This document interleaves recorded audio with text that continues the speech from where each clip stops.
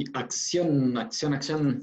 Hola, buenos días, buenas tardes. Aquí, bueno, da lo mismo en verdad en qué momento nos escuchen. La idea es que sean buenos días, buenas tardes o buenas noches. Estamos acá en nuestra primera edición navideña del Ornitorrinco Podcast. ¿Ya? Así que estamos muy felices de poder compartir esta instancia con todos ustedes, quienes nos están escuchando. La verdad de las cosas, siendo bien sinceros, habíamos planificado esta instancia como para hacerlo antes del 24, para, para poder adelantarnos a la fiesta navideña, pero la vorágine de cosas que hay que hacer antes y en estas fechas y hasta el 31 de diciembre que tenemos dentro de nuestro to-do, nos impidió poder dedicarle un espacio al Ornitorrinco Podcast. Y bueno, hoy justamente jueves, justamente 24, entonces como que ya a esta hora empieza a declinar un poco la persistencia de las personas en los trabajos, así que nos tomamos igual hoy un poquito más temprano este espacio para poder hacer esta edición tan especial, que no solamente es especial por el capítulo de hoy, que es el 14º o 15º ya quizás, sino que es porque es una fecha muy especial en un año muy especial.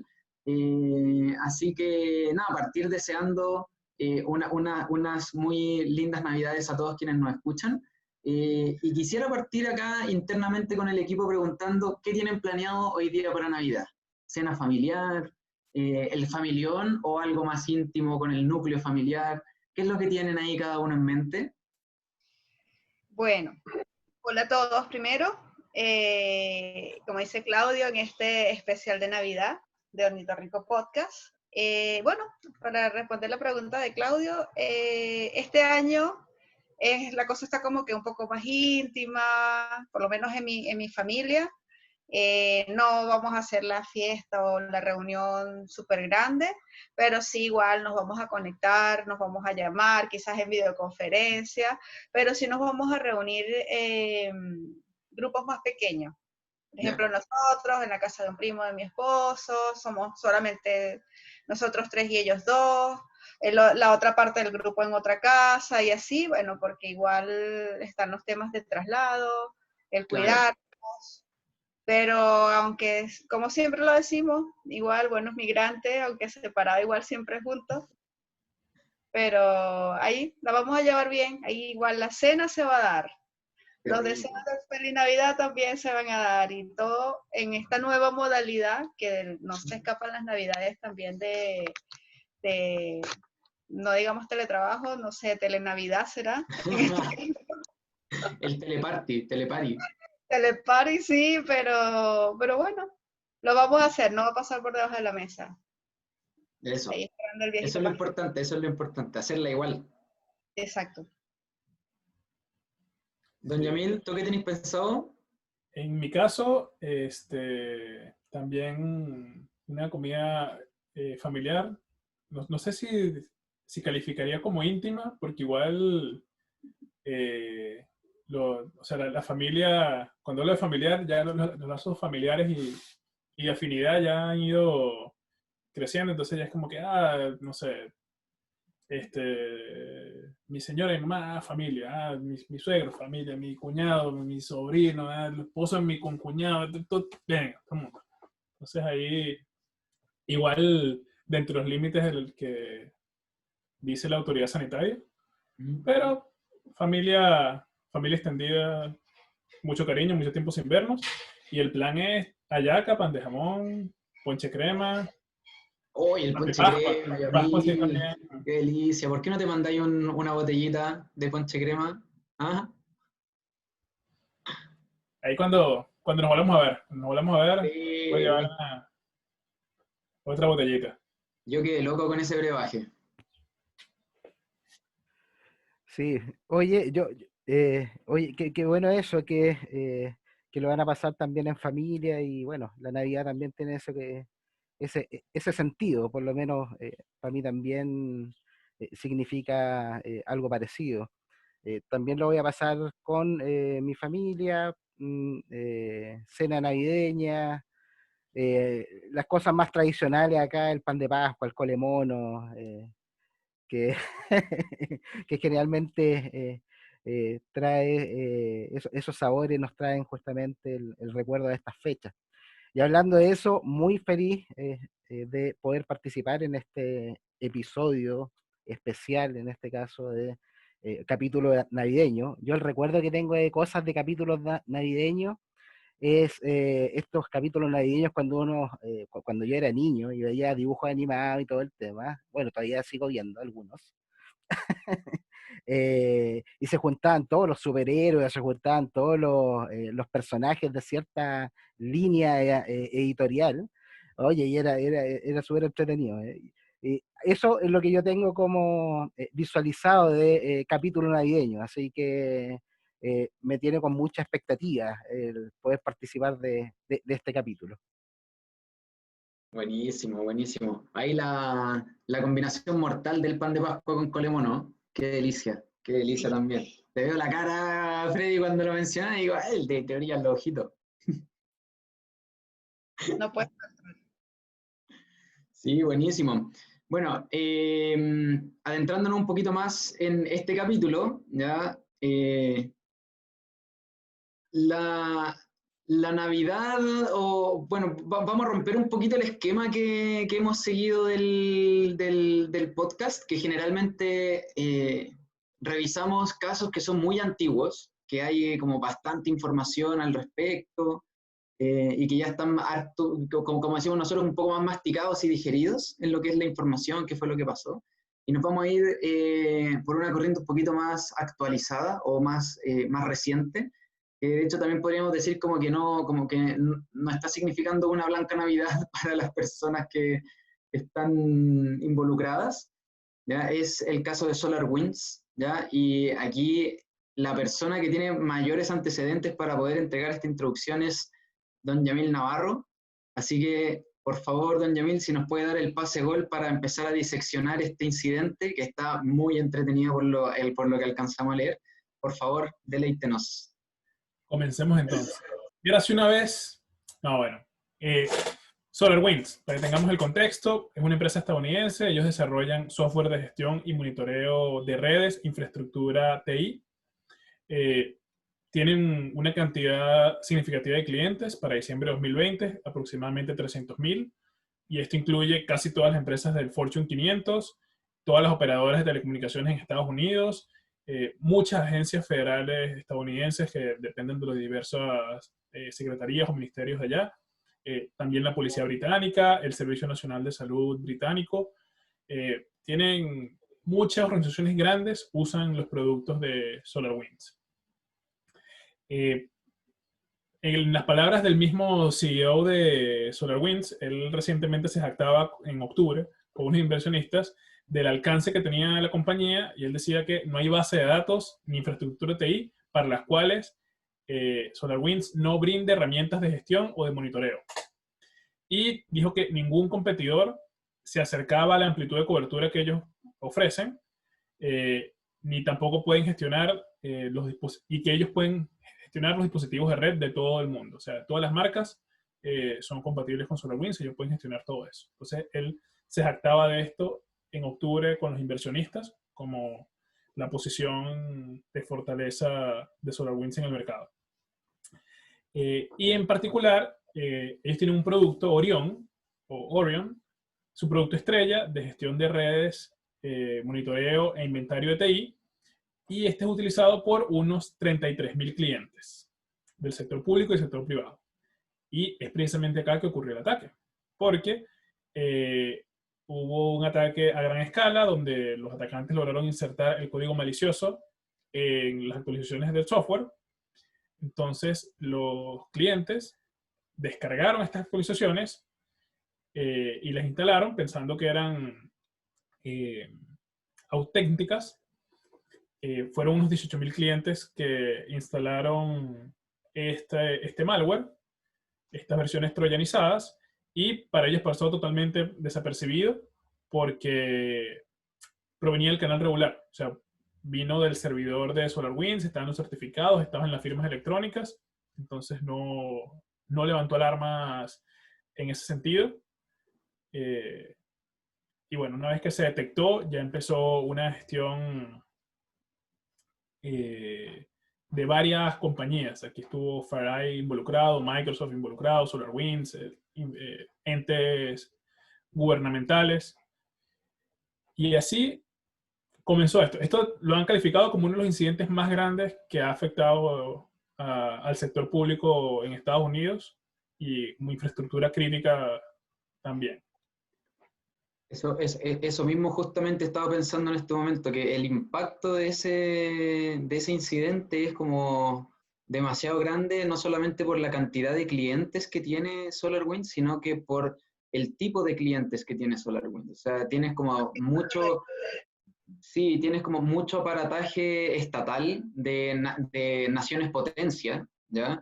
Tienes también sistemas no solamente de salud, sino que también de defensa involucrados, de naciones que son potencia, y asimismo las actividades de contingencia o de respuesta a esto ha involucrado también compañías que son líderes, como Microsoft. O sea, yo lo primero que vi, o como primero me enteré de todo esto, fue por un comunicado de Microsoft que mandó en función del ataque que estaba pasando. Entonces, claro, ahí yo concuerdo harto con Yamil, que, como lo han catalogado los expertos, más que nada, de que es un ataque a gran escala, incluso a escala mundial. Mundial. Sí, mira, a mí lo que me surge de este caso, me surgen dos temas, como en la interna o el análisis más interno del proceso de construcción de seguridad específicamente de SolarWinds como organización, ¿ya? Pero también me surge en lo más inmediato, como en este rol también de responsable de la seguridad, es cómo incorporamos esta información de que grandes, en este caso, soluciones probablemente van a tener también este tipo de brecha, o cómo lo incorporamos, en este caso, los análisis que estamos realizando actualmente sobre estos software de gestión y monitoreo específicamente, y si está SolarWinds hoy día. ¿Qué hacemos? ¿Lo incorporamos dentro de nuestro cálculo del riesgo? ¿Cómo lo podríamos estar realizando? Son esos dos puntos los que me surgen como en la inmediatez. Claro, ahí principalmente lo que pasa, o creo yo, como la lógica es que, claro, si uno está implementando esto es para mitigar un riesgo.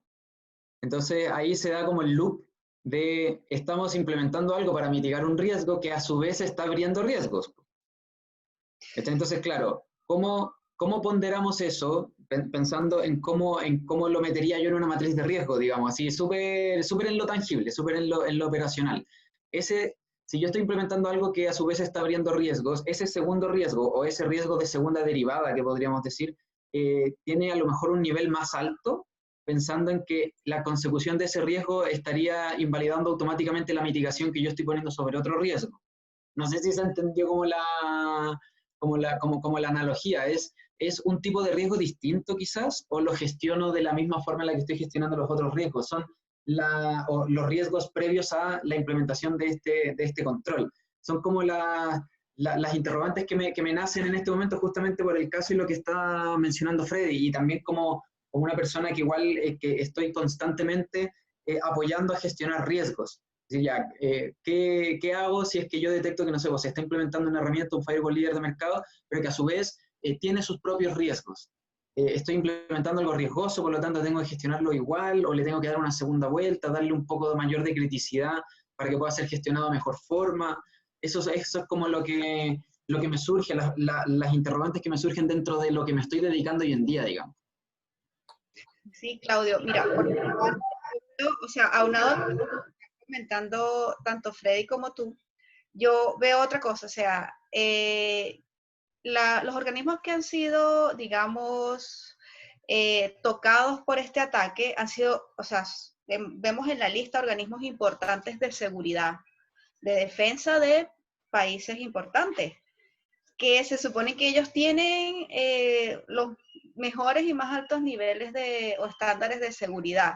Entonces, aquí vemos algo que ocurre en la práctica también, no solamente a esa escala, sino a una escala menor, y es el cuidado que se tiene con la transmisión de las normas y políticas de estas organizaciones hacia sus proveedores. Aquí estamos hablando de una plataforma, sí, bien, que es un producto que van a estar utilizando, pero al final esa marca es un proveedor también de las organizaciones, y por ende el requisito, las solicitudes o las revisiones o las auditorías que se hagan a las soluciones que están entregando cualquier tipo de proveedor también deben de estar, digamos, empapadas de la cultura de seguridad, de los temas que tienen que ver con las políticas que sigue la organización en temas de seguridad.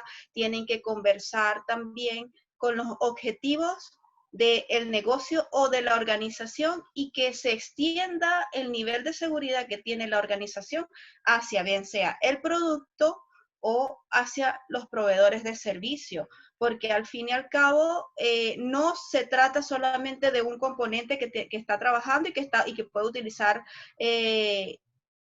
cualquier otro proveedor independientemente del nivel de prestigio que pueda tener o no, sino que tiene que tomarlo como un ecosistema donde también se unen todos esos proveedores, todas esas plataformas, y deben de tener o deben estar quizás bajo el mismo paraguas que lleva la organización. Entonces, por ahí también vemos de que como, o sea, cuando yo estuve leyendo el tema, cuando estuvieron conversando ustedes, en mi cabeza ya enseguida sale como que, ok, estos son, no son cualquier organizaciones que han sido afectadas, son organizaciones de alto nivel, pero están afectadas por algo que le está pasando a uno de sus proveedores o sus plataformas o productos que están utilizando. Entonces, ¿cómo no se extiende la seguridad a todo eso que se está usando, que se está implementando? ¿Cómo no se revisan, o no sé si se hace igual, acá estoy especulando, que debería, me imagino que sí, ¿cómo no se dan cuenta de que está ocurriendo esto hacia donde se está extendiendo o con lo que tú te estás apoyando? Mira, acá ese tema del no darse cuenta de lo que está pasando con el proveedor y el riesgo que involucra el proveedor es precisamente, bueno, el dominio de cadena de suministro de la norma, de que uno tiene que estar pendiente de los proveedores y también de la gestión de contratos. Pero también, o sea, dentro del tema de cadena de suministro está previsto también auditar proveedores y ver que se estén cumpliendo lo que ellos declaran que cumplen y todo esto. Y acá vemos la importancia, porque hay veces que los ataques le ocurren a organizaciones que, digamos, o sea, ellos siguieron su proceso y, bueno, los agarró un zero day o los agarró un ataque muy, muy sofisticado y, o sea, una falla humana, algo así. Pero quizás este caso no es uno de esos, en el sentido que ya hay antecedentes. Por lo menos en 2019, un investigador le había notificado a SolarWinds que la contraseña del servidor FTP, donde están las actualizaciones, y desde donde los clientes descargaban la información, o sea, como que ese servidor, de esa importancia, tenía una contraseña FTP que era SolarWinds, todo en minúscula, 123. Y él mismo les dijo que, mira, esto podría significar que queden afectados los clientes con actualizaciones maliciosas, que fue lo que terminó pasando en este caso. Al menos tenía el 123. Sí, pero no metieron mayúsculas. No metieron ni mayúsculas ni el puntito entre SolarWinds y el 123. Así que allí tampoco la madurez es tan alta. No pongan el nombre de su empresa con 123 como contraseña nunca. Eso como paréntesis. Sin duda. El New York Times también hizo un artículo sobre este tema y hablaba de que en 2019 no contaban con un CISO. No me queda claro que tengan un CISO hoy en día, pero en 2019 al menos no lo tenían, según lo reportado por The New York Times. Y fue esto en el contexto de que hubo un incidente en 2019 en que fueron reveladas en GitHub contraseñas de empleados de SolarWinds. Y además, tenemos que un portal de noticias de temas TI de Alemania estaba reportando que SolarWinds tenía tiempo instruyendo a los clientes que parte del procedimiento normal de instalar SolarWinds era deshabilitar el antivirus y las herramientas anti-malware y luego proceder con la instalación, lo cual tampoco es buena práctica, no lo hagan, no es recomendable. O sea, ¿cómo podrían entonces interceptar una instalación troyanizada? Entonces ya esto me dice que, o sea, habían cosas en el proceso de SolarWinds que debieron haber sido atajadas antes. O sea, que esto fue, si todo esto estaba, era cuestión de tiempo. Claro, ahí a mí lo que me surge, o sea, claro, son dos cosas, y creo que a lo mejor me voy a pisar la cola con lo que dije antes. Porque, claro, de acuerdo a todo lo que hemos estado conversando, a mí me pasa que, claro, cuando uno está como evaluando los riesgos o cuando uno ve ciertas cosas de las cuales uno puede hacerse cargo para disminuir esos riesgos, eso está apuntado a que uno pueda tener ciertas certezas, ¿ya? De algún evento o de que yo estoy protegiéndome o disminuyendo una probabilidad o un impacto de algún evento que me pueda pasar a mí que me pueda afectar. Ahora, claro, hay ciertos aspectos que uno puede mitigar o controlar, como el tema de tener una contraseña que cumpla con ciertos estándares mínimos de seguridad. O sea, no nombre, apellido 123 o QWERTY 123 o admin 123 o admin, ¿ya? O la Entonces, dirección, o la fecha de cumpleaños, o el nombre de la claro, escuela. Nos claro, ponemos cosas, los eh, más... exacto, exacto, ¿cachai? Como hay ciertas cosas que sí están dentro de algo que uno puede hacer para poder mitigar. Ahora, igual cuando uno revisa cómo fue esto, o sea, los clientes de SolarWinds instalan una supuesta actualización del software que viene desde el servidor de SolarWinds, que viene que viene con las firmas, que viene con el remitente correcto. Entonces también estamos hablando de algo que es sumamente complejo, que es algo que tiene harto trabajo por parte de la organización o personas que hayan llevado a cabo el ataque. Este es un phishing prácticamente, o no un phishing, pero sí una suplantación de identidad. Entonces es sumamente complejo y esa dedicación que se tuvo para poder armar eso también indica que la contraseña que uno haya tenido a lo mejor no era suficiente, independiente que hubieras cumplido con la buena práctica, porque yo lo que veo de esto es que el atacante tiene tan metido en su mente el objetivo de lograrlo que lo va a tratar de bypassear por todos los modos posibles. Entonces, claro, hay ciertas cosas que están dentro del lado de la responsabilidad de la organización, de que, claro, tienes ciertas malas prácticas que tienes que higienizar, o sanitizar, pero también me habla de un atacante que está empeñado, o sea, tiene la motivación y también tiene las capacidades tecnológicas para poder llevar a cabo su objetivo. Por lo tanto, tienes una balanza en donde tienes las capacidades de la organización para poder mitigar y en la otra las capacidades y la motivación del atacante para poder lograrlo. Desde mi punto de vista, están más o menos equilibrados en este aspecto, o sea, no es un atacante cualquiera que quiere recolectar credenciales de cualquier persona que pinte un link, sino que quiere causar daño a lo mejor a una o varias de las organizaciones que tiene SolarWinds dentro de su cartera a través de SolarWinds, ¿ya? Y que lo iba a hacer sí o sí, independiente de las medidas de control que se hubieran establecido. Si el objetivo aquí yo creo que no era SolarWinds, sino que las organizaciones que tienen SolarWinds. Era un pivote. Entonces, o lo iba a hacer a través de este proveedor o lo iba a hacer a través de otro proveedor o de otro mecanismo. Entonces, yo creo que, claro, SolarWinds tiene ciertas cosas que mejorar, pero también hay que ponerse dentro de la perspectiva de que, claro, hay cierta incertidumbre por la cual uno no puede controlar y que la pregunta es, ok, cuando esto pase, ¿cómo yo voy a poder navegar en esa incertidumbre? O sea, ¿cómo yo puedo navegar en el caos que están viviendo ahora estas organizaciones? Y qué tan eficiente soy para ponerme en el lugar de que algo puede pasar, de tomar las mejores decisiones posibles en un escenario de caos, de estrés y de incertidumbre. Yo creo que también eso es un punto súper importante, saber esa otra arista de que como organización, si bien queremos gestionar el riesgo y podemos decir como ya yo tengo un proveedor, pero ese proveedor me está abriendo riesgos, ¿cómo lo gestiona? Que era lo que estábamos hablando hace un ratito. También tenemos que ver cómo, ok, hay cosas que yo no veo, o sea, yo lo que puedo proyectar es la punta del iceberg y de ahí hacia abajo hay un montón de casos, decisiones y cosas que pueden pasar y cómo nosotros eficientizamos cuando eso pase es un punto súper importante en el proceso de construcción de la seguridad, enfocarse en cómo respondo a un escenario en el cual yo nunca me había puesto en el supuesto. Sí, Clau, yo quería agregar algo ahí a todos estos, digamos, puntos a los que se dedican los atacantes y de todo lo que ven.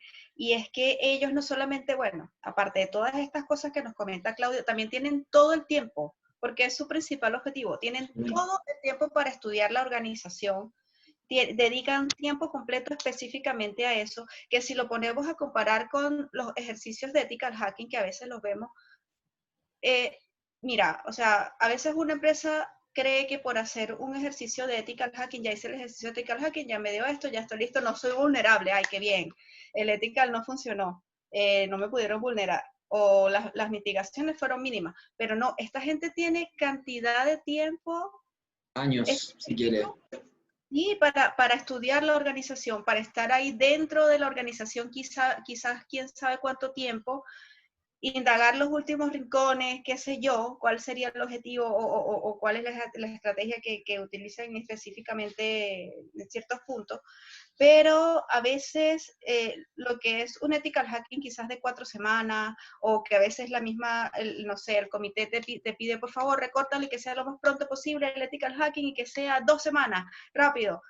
Yo creo que siento y me siento responsable también de comentarle a las empresas con las que estamos trabajando, que también lo hemos dicho en varias oportunidades, que no nos sentimos responsables con hacer un ethical hacking por ya cumplir un checklist y ya, no.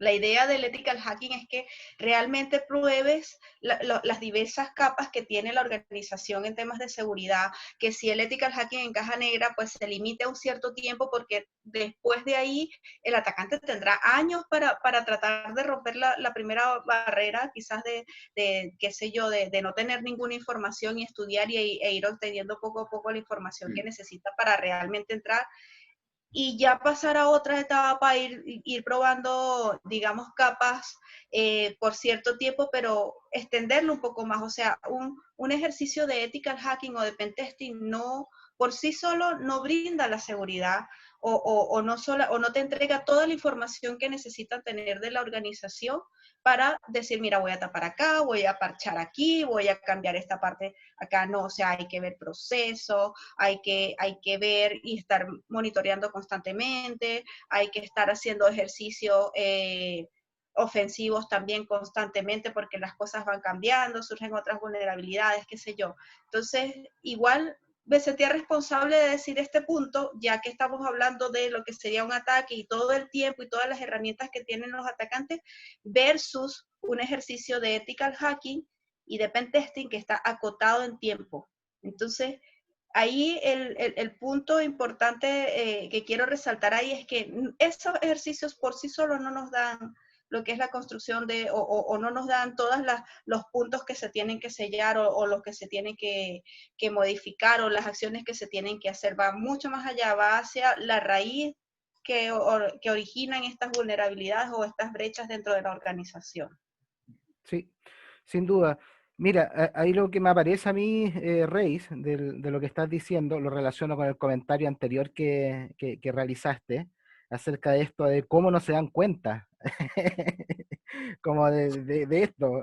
Y en realidad darse cuenta no es tan fácil como dentro del contexto actual. Eso hay que recordarlo. Eh, Dado que tenemos un contexto de amenazas altamente en evolución, y por otro lado, no podemos hacernos cargo de todo ese contexto de amenaza. Entonces, ¿de qué nos tenemos que hacer cargo? De lo que tenemos actualmente en la organización. Y ahí no hablo solamente de SolarWinds, sino que también desde el lado de cómo evaluamos este tipo de proveedores o este tipo de riesgos. Por ese lado, lo que me surge, y acá principalmente hablo de que en definitiva la amenaza es externa, la amenaza no la podemos controlar, la amenaza surge, y de repente nos vemos que SolarWinds tenía muchos clientes que eran clientes probablemente apetitosos desde el punto de vista de generar otro tipo de ataque. Por lo tanto, como una organización también que su core es el desarrollo, en este caso, de este tipo de software, se hace cargo de eso. Y ahí la primera línea base es hacerse cargo a través de lo que hemos ido conociendo, que es la gestión del riesgo. Nosotros lo que hoy día, este tipo de prácticas como para poder responder a este tipo de escenario, uno los pudiese clasificar en dos grandes ámbitos. La gestión del riesgo, por un lado, que es todo lo que hemos venido conociendo, que en definitiva el poder determinar cuál es la amenaza, cuál es el activo de información más crítico, cómo éste se relaciona con la vulnerabilidad, etcétera. Y desde ahí generar acciones, pero acciones que conlleven esta base del riesgo. Pero hay otro ámbito que es más desconocido, como dentro del ámbito también de la seguridad, que es la gestión de la incertidumbre. Es decir, la gestión del riesgo nos lleva a generar específicamente certeza. Esa certeza nosotros las concretamos en escenario y respondemos a esos escenarios y preparamos toda nuestra organización para responder a cierto escenario. Pero ¿qué pasa cuando algo no lo tenemos mapeado en ese escenario? No está dentro de nuestra, en este caso, análisis de riesgo. De ahí se tiene que hacer cargo de la gestión de la incertidumbre. Y la gestión de la incertidumbre, no me voy a referir acá específicamente en este capítulo a esto, pero plantea ahí también una serie de alternativas en donde los mecanismos de seguridad hay que comenzar a verlos desde el punto de vista organizacional, ¿ya? Que es una diferencia fundamental con todos estos mecanismos más asociados a la gestión basada en el riesgo.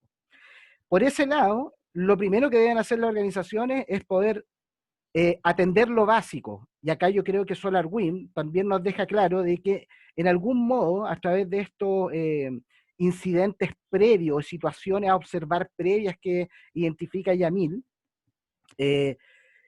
se denota de algún modo, se pudiese denotar una mala práctica. Claro, probablemente el tema del servidor es sumamente crítico. Ahí eso nos pudiese hablar del análisis de riesgo basado en seguridad de la información. En tanto nos hace aparecer en este caso el mapeo probablemente de el valor que tiene para la organización el código, como empresa, en este caso desarrolladora. El otro tema de no tener un CISO hasta el año 2019 probablemente nos estaría hablando algo más de este tipo de conciencia de seguridad en la organización o en los comités directivos. Y eso está muy alineado con esta práctica que es asumida como una práctica normal dentro de la organización, de bajar en este caso en la empresa donde se va a instalar el producto, en este caso Orión, bajar o deshabilitar los productos de seguridad o que pudiesen entorpecer en este caso la utilización de ese o la implantación en este caso de este software. Y eso es una tremenda mala práctica. Por lo tanto, eso no está hablando de una directriz o de una alineación en temáticas de seguridad que probablemente no se entiende lo básico, ¿ya? Eso es lo que estoy viendo. Por otro lado, si nos vamos al ámbito de la empresa o los que somos responsables de seguridad, a la hora de tomar la decisión de incorporar un nuevo producto a la organización, debe conllevar un análisis de riesgo sí o sí. Por lo tanto, la arista que tiene que ver con probablemente los niveles de exposición que tiene esta herramienta en función también a las funcionalidades que va a otorgar, en función también al costo que va a tener para la organización, en función del retorno sobre la inversión también que va a tener, debiese también ser una arista a tomar. Claro, antes de que se supiese este incidente, SolarWinds, sus clientes al parecer confiaban en ellos, ¿ya? Después de eso, inclusive también hay una acción de parte de SolarWinds de bajar, en este caso de su página web, los clientes que habían confiado en ellos, ¿ya? Pero eso también nos habla de que muchas veces cuando evaluamos una herramienta, la información que tenemos en ese minuto no nos dice nada acerca de los posibles riesgos de esa herramienta. Y eso también es algo que tenemos que tener en consideración, que probablemente en organizaciones que estamos o que están incorporando en su evaluación, en su incorporación de una nueva tecnología o de su cambio tecnológico, este tipo de evaluación en específico, también tienen que tener claro de que se deben preocupar de otro aspecto que es diferente a la gestión basada en riesgo, que es la gestión basada en incertidumbre. Es decir, cómo efectivamente me puedo adaptar de una manera rápida a una situación como esta situación que se está dando actualmente con SolarWinds? Allí hay, bueno, coincido con Freddy y con Rismari en muchas cosas. O sea, hay muchos indicadores acá de Con que Claudio. habían fallas, con Claudio también, por supuesto, con Claudio también, por supuesto. Hay muchos indicadores acá de que habían fallas en los procesos internos, en el sentido de que ya una contraseña como SolarWinds 123 me dice que la persona que estaba a cargo de setear esa contraseña, de fijarla, o no lo concientizaron sobre la importancia de contraseñas seguras, o no había un proceso de generación de contraseñas seguras, bien sea usando generadores aleatorios o algunas técnicas mnemotécnicas o heurísticas que uno puede utilizar para generar contraseñas seguras, o no había controles técnicos que detectasen que se estaban usando contraseñas con poca complejidad, o que impidiesen que se configurasen contraseñas de poca complejidad. O sea, un filtro que diga, esta contraseña es demasiado débil. Entonces ya ahí faltan esos controles, me dice ese hallazgo de ese investigador en 2019. Ya lo del CISO lo mencionó Freddy, que da una señal sobre la importancia que le daban.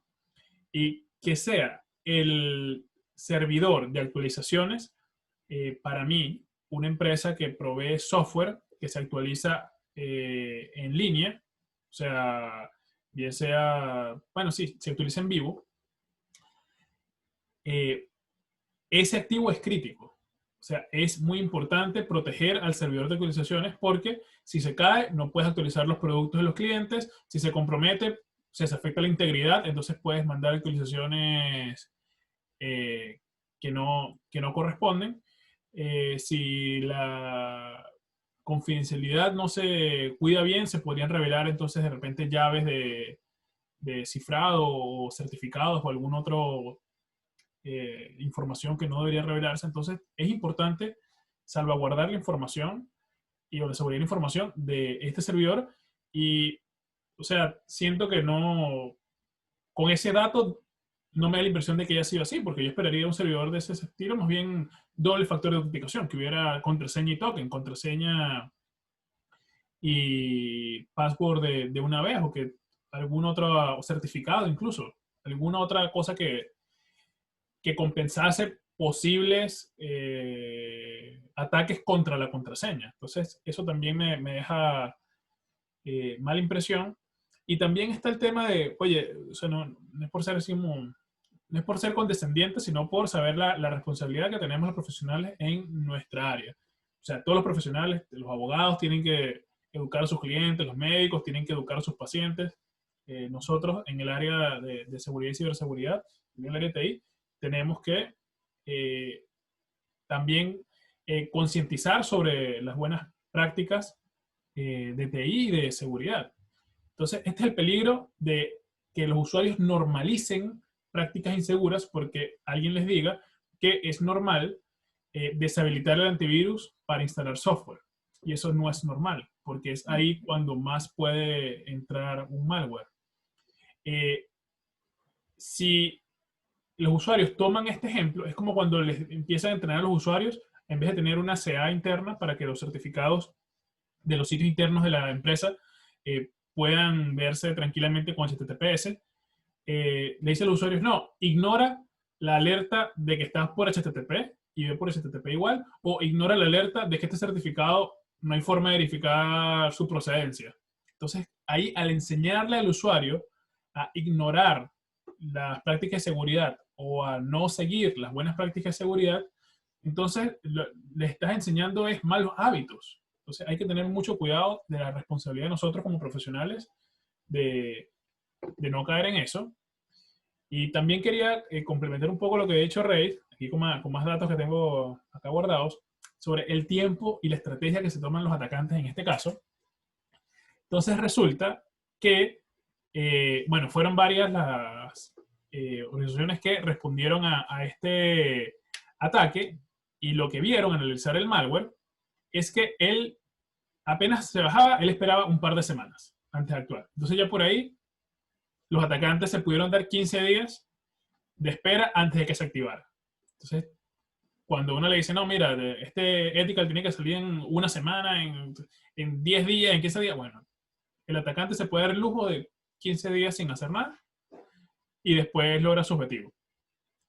Y después de esto que se activaba, tú contactabas a un servidor externo, un servidor de comando y control, y obtenía las instrucciones a través de una respuesta DNS, y a través de estas instrucciones servía como puerta trasera para instalar más software o realizar ciertas acciones dentro de la máquina donde estaba alojado.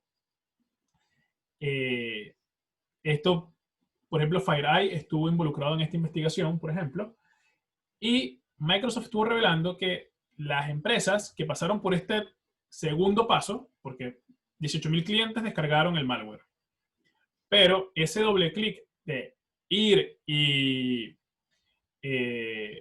comunicarse e instalar malware adicional para hacer un espionaje más profundo afectó a 40 organizaciones aproximadamente, es decir, un 0,2%. Y 80% de esas 40 son organizaciones estadounidenses. Bueno, entonces allí entra que si es un tema de que un Estado-nación estuvo detrás de esto, que el tema geopolítico, ahí no han revelado exactamente pruebas de quién ha sido, pero sí hay algunas sospechas de que, bueno, que fue Rusia. Esa es la sospecha, esa es lo que han dicho. Lo dije que. Claro, que ya lo dije.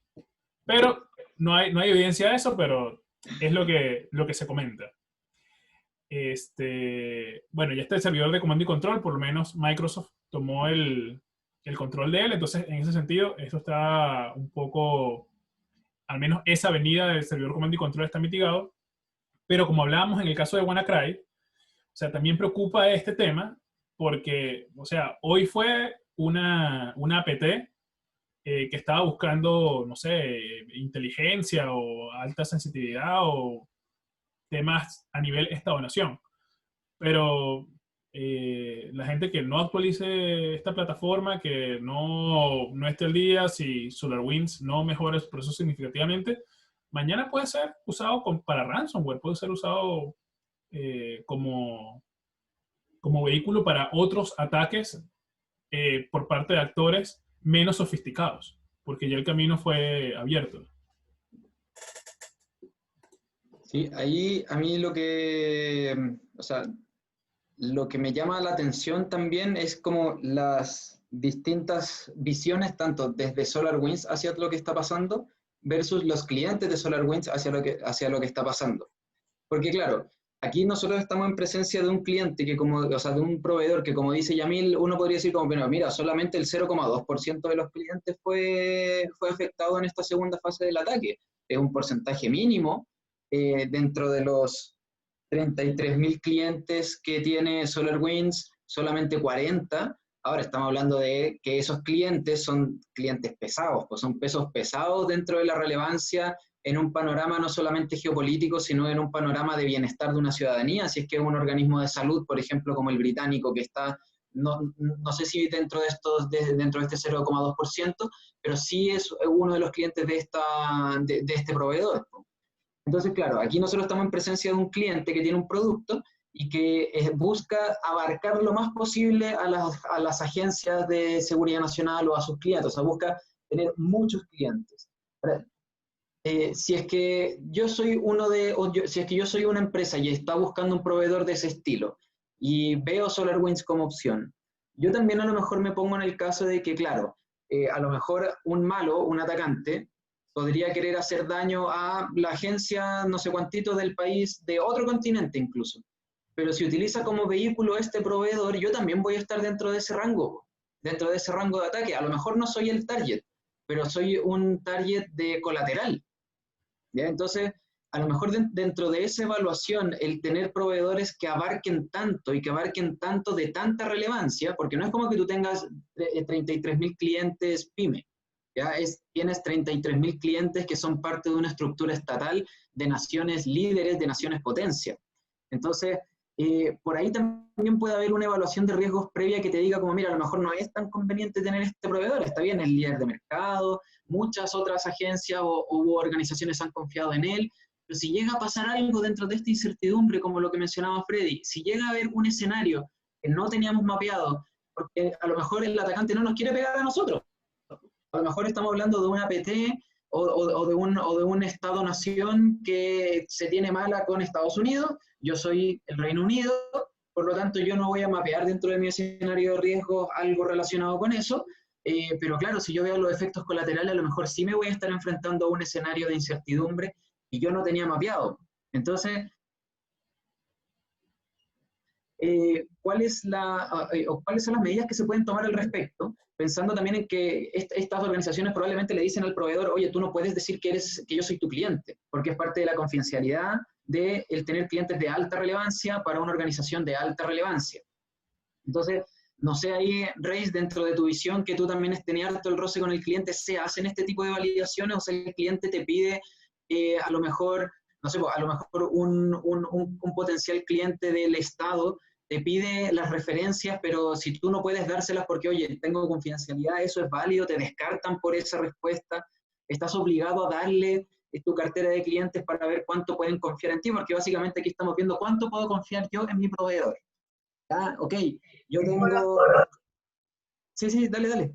Te iba a comentar, con los clientes que se tiene, bueno, nosotros tenemos relaciones independientes con cada uno de los clientes.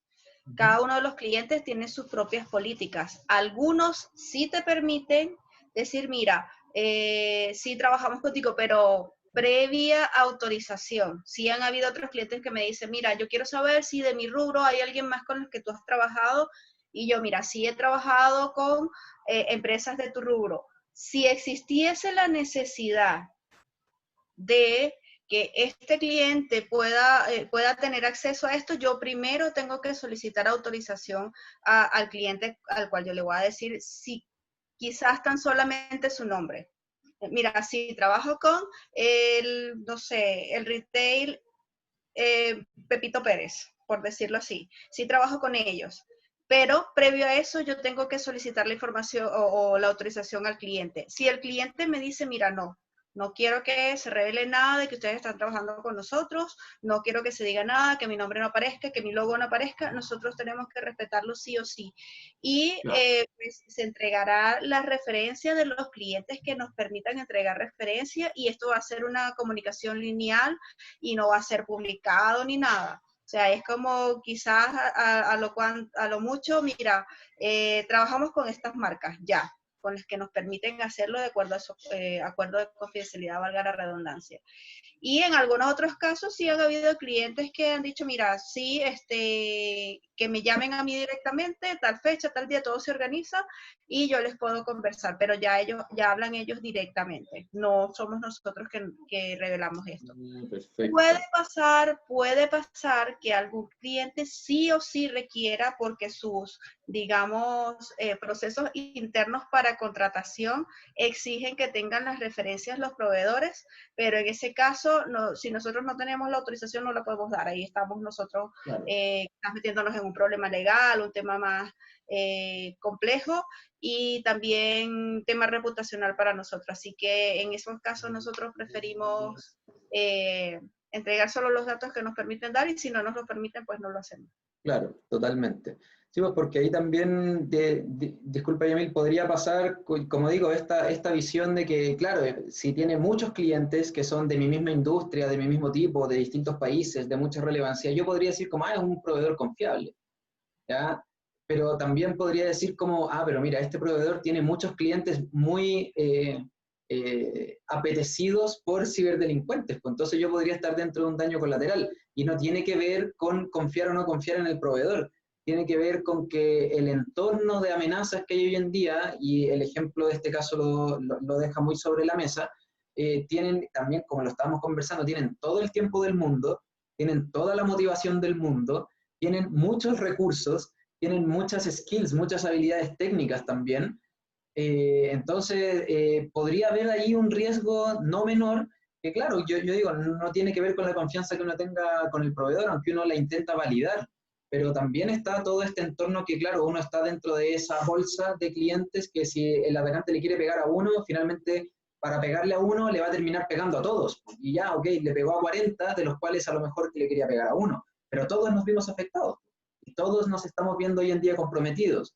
Y eso está haciendo noticia mundial, o sea, reputacional, y se meten todas las marcas, y hay todo un revuelo, y nos vamos a ver metidos en la prensa, etcétera, etcétera. Entonces ahí creo que también hay un gran punto en el cuál es el foco para validar a los proveedores. A lo mejor un proveedor que sea líder de mercado y que concentra a todo el mundo no sea tan conveniente dependiendo de cuáles son tus objetivos estratégicos como organización.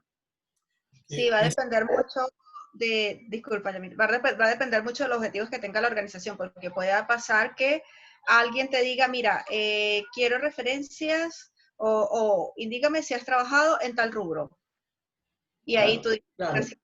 O puede decirte, mira, no me interesa trabajar con ustedes porque ustedes han trabajado en este rubro y nosotros no nos ligamos a ese rubro, por decirlo de esa forma. O ustedes se especializan en eso y ese no es mi core, no es lo que yo quiero para mí. Va a depender mucho de los objetivos estratégicos para los cuales se está contratando el servicio y qué es lo que quieran hacer ellos. Es que justo sobre ese tema hay un riesgo que me parece muy, muy relevante levantar, que es, o sea, cuando las barreras de entrada son muy altas, o sea, porque de repente sea como que, mira, ningún banco te va a contratar si ningún banco te recomienda. Y ningún banco te va a recomendar si no te ha contratado antes. Pero como ninguno te ha recomendado, ninguno te contrata, ninguno te recomienda, entonces como que nadie entra en ese sector. Pues ya el que entró y ese es. Porque ese es el que recomiendan todos, porque ese es el que usan todos. Claro. Entonces, esa barrera de entrada, normalmente, cuando uno escucha a los economistas, te hablan como que no, eso afecta como a la firma que queda excluida porque no puede acceder a ese mercado y puede también afectar a los clientes en el sentido de que al haber menos competencia, pues podrían estar teniendo precios más altos y podrían estar teniendo una calidad inferior, porque no tiene que competir con nadie. O sea, así como está él vende y no tiene que competir, entonces se da esa dinámica. Pero hay un riesgo adicional a ese riesgo de precios más altos y calidad menor. Y es el riesgo de caer en monocultivo. Esto ya lo hablamos cuando estábamos hablando de Citrix, creo. Monocultivo es normalmente en agricultura se habla, bueno, si tú agarras y siembras la tierra todo igual, entonces se degrada el terreno y tiene algunos riesgos, pero hay otros riesgos sobre esto. Por lo menos en Irlanda, hace como, no sé, 150 años, algo así, una gran hambruna, y fue una plaga de papas que devastó toda la producción de papas de Irlanda, y ellos comían muchísimas papas. La gente pasó hambre, gente murió de hambre, tuvieron que irse del país, entonces llegaron a Estados Unidos, llegaron muchos irlandeses y fueron otras partes. ¿Y por qué se devastó la producción de papas? Porque había muy poca diversidad en las papas que ellos sembraban. Como todas las papas eran iguales, llegó la plaga y acabó con todas las papas. Entonces después ellos incluso tuvieron que traerse un nuevo tipo de papas que según leí creo que pudieron haber sido de Chile que las llevaron. Creo que algo sí leí en algún lado. Pero el punto es que si tenemos un monocultivo de que todo el mundo tiene la misma herramienta de monitoreo, cuando esa herramienta de monitoreo caiga, va a caer todo el mundo. Y eso es un riesgo del monocultivo, de que no va a caer 50% de los bancos, ni 50% de las empresas de seguros, ni 50% de las agencias gubernamentales, ni 50% de las clínicas, sino que cae todo el mundo, porque eso es lo que todo el mundo usa. Entonces, en ese sentido, como el personal los tomadores de decisiones de TI, sobre todo quienes hacen la procura, tienen que tener en cuenta que esto de que a nadie lo votan por comprar IBM, que es un mantra histórico de TI, también tiene su riesgo, porque entonces, bueno, o sea, de repente hubo alguien que llegó a SolarWinds y llegó alguien más y dijeron, no, pero SolarWinds tiene más nombre. y SolarWinds. Y todo el mundo hizo lo mismo. Y hay que hacer más bien una evaluación realmente de la herramienta, de qué tanto encaja con la necesidad que tiene la organización y la seguridad que brinda o las prestaciones que brinda o las garantías que brinda.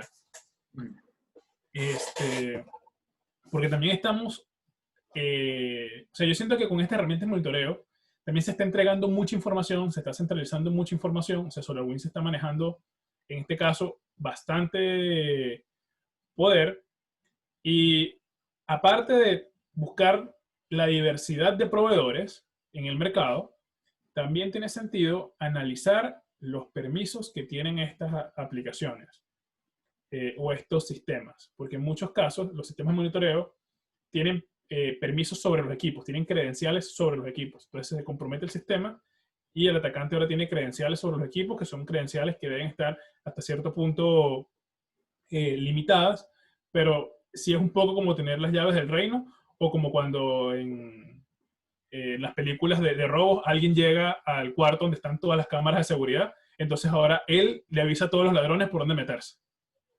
Entonces hay un cierto riesgo en esa centralización, y eso es un riesgo de la escalabilidad, que hacerlo así como que no, porque es más escalable, bueno, pero también va a ser más escalable para los atacantes si toman el control de eso. Tremendo, tremendo. Chiquillos, vamos a ser fieles con el tiempo de nuestros auditores y auditoras, así que tenemos que ir pasando a las conclusiones. No sé cómo quieren partir, si alguien quiere partir dando sus reflexiones a este caso. Cedo la palabra ahí, parece Mr. Grey, su lenguaje corporal me indica ahí. Sí, conectando saliendo del muteo, básicamente.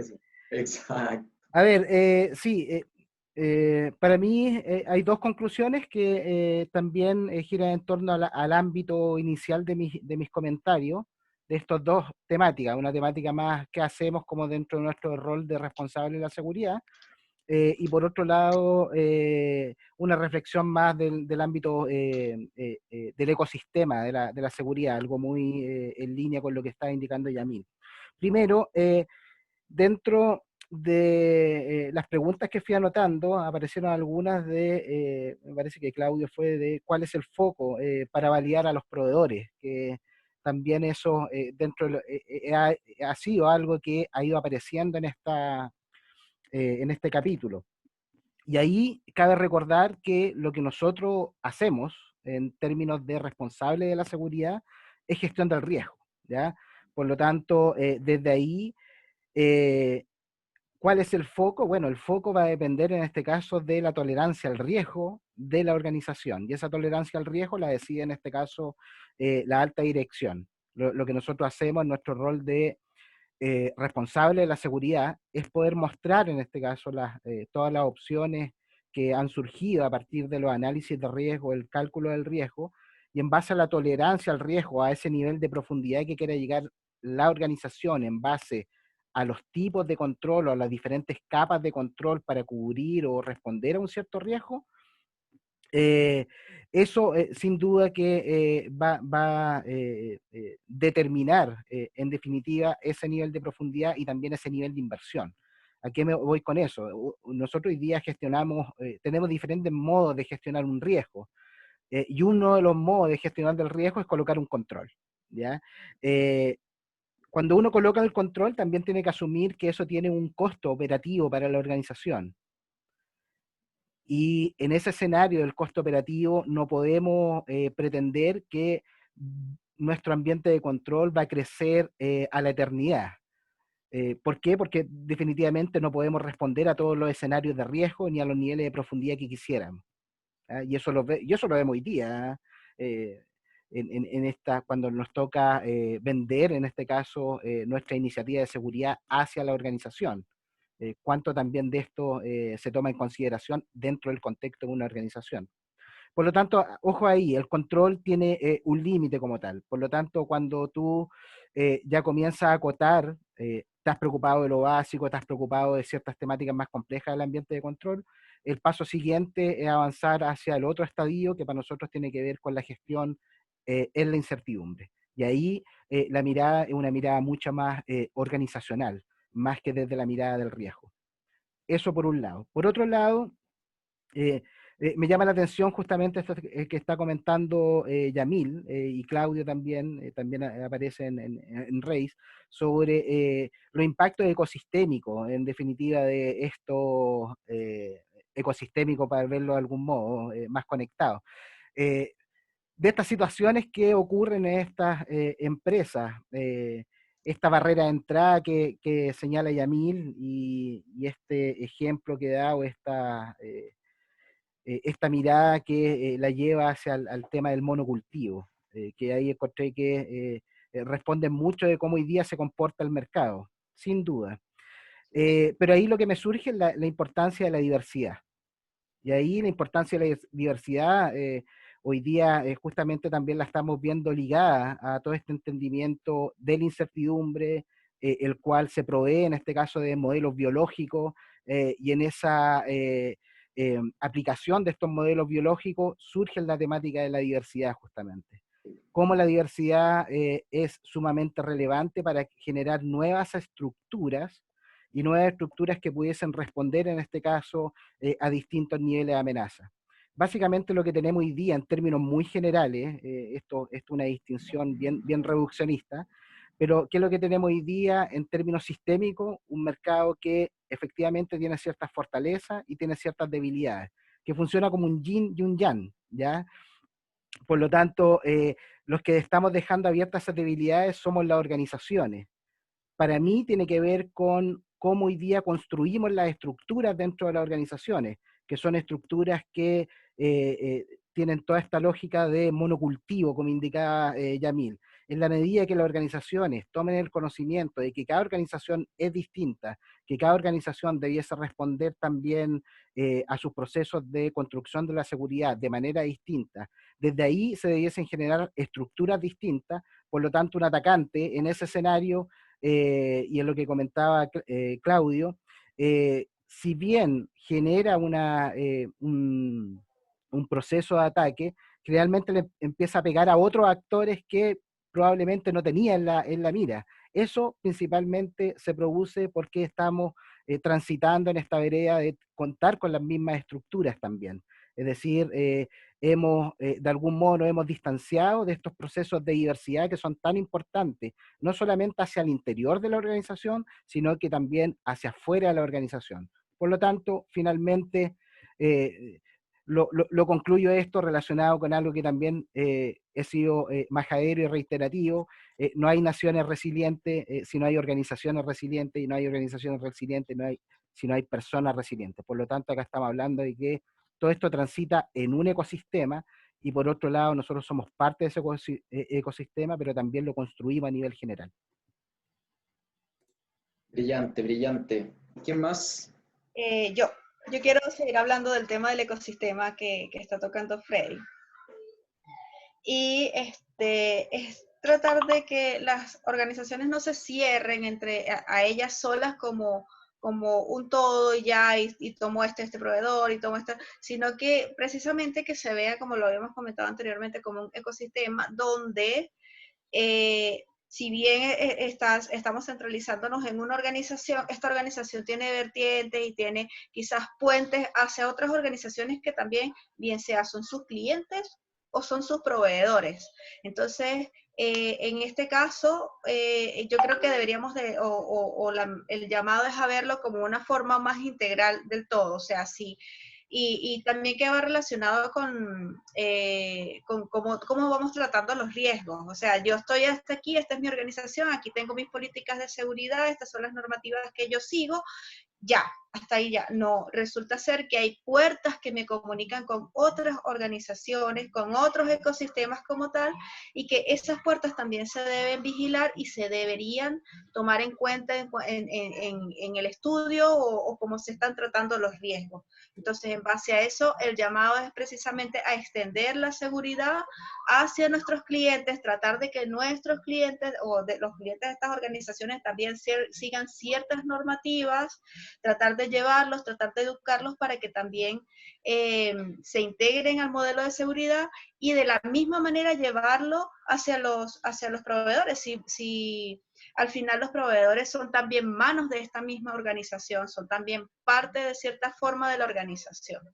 Entonces, ese es el llamado, o sea, extendamos la seguridad, seamos cuidadosos, no veamos solamente el riesgo interno de la organización, sino veamos los riesgos también que van hacia el entorno.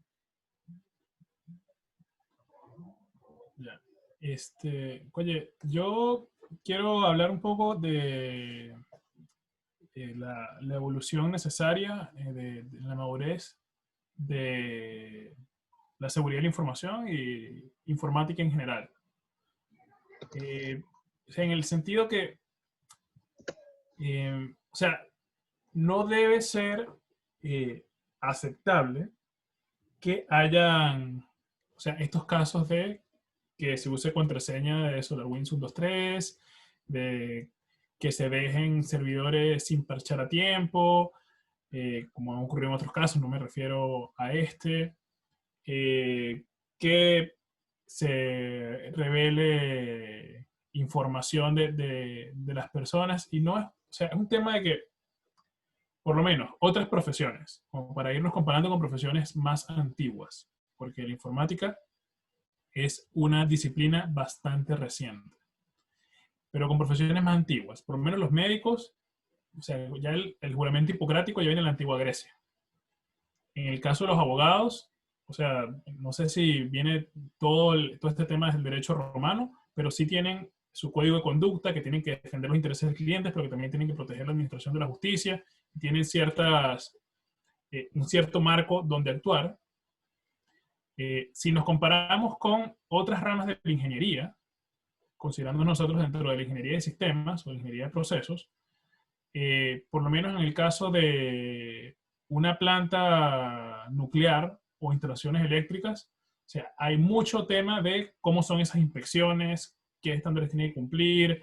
Hay todo un proceso incluso político para las aprobaciones necesarias y del riesgo y las evaluaciones, por lo menos para hacer una carretera, para hacer una autopista, para hacer un puente, el plano que tiene que estar firmado. Hay todo un flujo de trabajo sobre la ingeniería que hay que hacer, que, o sea, yo creo que eventualmente la computación y la informática tiene que transitar eso también, porque por lo menos un sistema como este, como SolarWinds, con todo el impacto que tenía en infraestructura crítica, o sea, yo no considero que se esté tratando con el mismo rigor con el que se trata una planta nuclear o una planta eléctrica o un nuevo puente, una nueva autopista en cuanto a la cantidad de inspecciones que recibe, la rigurosidad de las inspecciones que recibe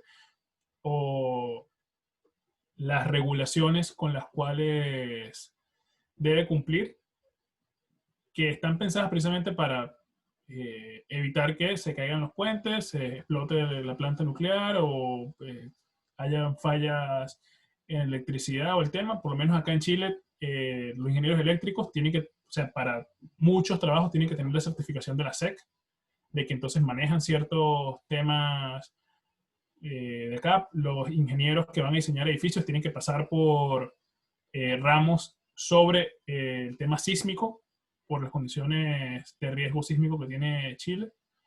Entonces, yo siento que ese es algo que estamos al debe como disciplina y que vamos a tener que ir recorriendo a futuro. Buenísimo, buenísimo. Tan bacanas las reflexiones, chiquillos. Yo quería cerrar con la mía, principalmente agarrándome de lo que conversábamos de estos escenarios que uno no tiene mapeado y la incertidumbre. ¿Ya? A nosotros, a mi parecer, y por lo que he podido ir evolucionando mi visión en el tiempo, sobre todo este año, que ha sido un gran maestro, es que a nosotros nos han enseñado mal lo que significa ser un estratega. ¿Ya? Generalmente se nos enseña que ser un estratega o hacer bien o ejercer bien digamos, el arte de la estrategia, es poder planificar algo y cumplirlo. ¿Ya? La planificación se basa en que tú proyectas en un periodo de tiempo un montón de supuestos, puros supuestos en verdad, y das por hecho muchas cosas que si se van cumpliendo en el tiempo tú vas a lograr el objetivo, y eso se reconoce como una buena estrategia. Ahora, si nosotros consideramos que esos supuestos son solamente supuestos que no existen y que podrían fallar desde el minuto 1 que empieza algo, y pues y aquí todos lo sabemos que trabajamos en proyectos, o sea, nosotros partimos un proyecto y en el día 2 ya cambió el escenario y tenemos que adaptar el proyecto, y si lo viéramos desde ese punto de vista, fallamos como estrategas. Pero en verdad la estrategia quiere decir que uno sepa proyectar objetivos, ¿ya? Ponerse objetivos realistas, primero que nada, y poder navegar en esta incertidumbre que significa transitar hasta la consecución de esos objetivos, ¿ya? Sin basarse en los supuestos de que yo en el día 1 voy a hacer esto, pensando que después en el día 2 me van a responder la solicitud de información, para que en el día 5 yo ya la tengo analizada y tengo el entregable ahí sobre la mesa del cliente, ¿ya? Porque puede pasar que no me entreguen la información al día 2 y que yo no pueda procesar la información con un día menos, y listo, se dejó de cumplir tu plan. Pero no por eso eres menos estratega, sino que el verdadero estratega es quien dice, ok, no me llegó la información, voy a ver cómo proceso esto, cómo lo optimizo, cómo lo divido, para poder cumplir con una meta realista, y que me permita lograr la consecución de un objetivo macro que yo tengo proyectado en el tiempo, ¿ya? Y desde ahí yo creo que ese es como un cambio de paradigma que hay que apalancar, digamos, desde lo que es el proyectar, por ejemplo, un ejercicio de ethical hacking. O sea, yo el ejercicio de ethical hacking, como mencionaba Reis, en una organización se proyectan a 15 días, a un mes máximo, pero no estamos considerando la otra parte, que es que el atacante tiene todo el tiempo del mundo y a su disposición para poder hacerlo. Entonces, a lo mejor la meta de ese ethical hacking no está siendo realista, ¿ya? Y tú estás tratando de cumplir con un plan basado en supuestos que no está obedeciendo a una realidad de lo que tú estás buscando mitigar en verdad. Entonces yo me quedo con esa reflexión, o sea, la estrategia es poder responder a la incertidumbre para cumplir un objetivo, pero ese objetivo tiene que ser siempre realista, y también ese objetivo tiene que ir cambiando en función de cómo se va presentando la incertidumbre, porque el objetivo que nosotros teníamos a finales del 2019 ya no es el mismo objetivo que tuvimos que ir navegando en función de todas las cosas que pasaron en 2020. Incluso el objetivo que nosotros teníamos en septiembre del 2019 cambió en octubre del 2019, proyectamos otros objetivos para 2020 y en marzo volvieron a cambiar esos objetivos, ¿ya? Entonces, claro, la estrategia se centra en poder navegar esa deriva, cumpliendo los objetivos que también van cambiando en función de los diferentes sucesos que van pasando. El tener metas realistas es esencial para poder generar buenos estrategas y para generar buenos planes estratégicos. Planificar puede ser en el corto plazo, pero cuando ya estamos hablando de estrategias a largo plazo, es tener metas realistas que yo pueda ir sorteando y consiguiendo en el tiempo en función de cómo se va presentando la incertidumbre. Eso, chicos y chicas. Oye, tremenda reflexión y conclusiones. Buenísimo, sí, como siempre, sin como duda. siempre. Bueno, feliz Navidad, equipo querido, los quiero mucho. Espero que puedan disfrutar mucho con su familia también, con sus seres queridos. Ahí también estaremos nosotros dándonos una pequeña Navidad interna del equipo, una ciberreunión para poder pasar estas fiestas. Así que eso, vamos cerrando el capítulo. Un abrazo para todos y todas quienes nos escuchan. También les deseamos a nombre de todo el equipo de Ornitorrinco unas muy felices fiestas, que lo pasen muy bien, descansemos, disfrutemos a nuestros seres queridos, nos lo merecemos todos y cada uno de nosotros por el año tremendo que hemos tenido, lleno de desafíos, lleno de aprendizaje, así que está bien estas fechas para poder darse un descanso, poder respirar y poder soltar un poco también todo lo que ha significado este año, prepararse para el siguiente también. Así es. Así es. Bueno, entonces, feliz Navidad para todos. Feliz Navidad para todos y todas. Feliz Navidad. Excelente, y nos vamos a ver el próximo jueves entonces con el capítulo de fin de año. Correcto. Eso. Imperdible. Capítulo de fin Imperdible. de año. Muy bien. Sí, muy bien. Listo. Chao, chao.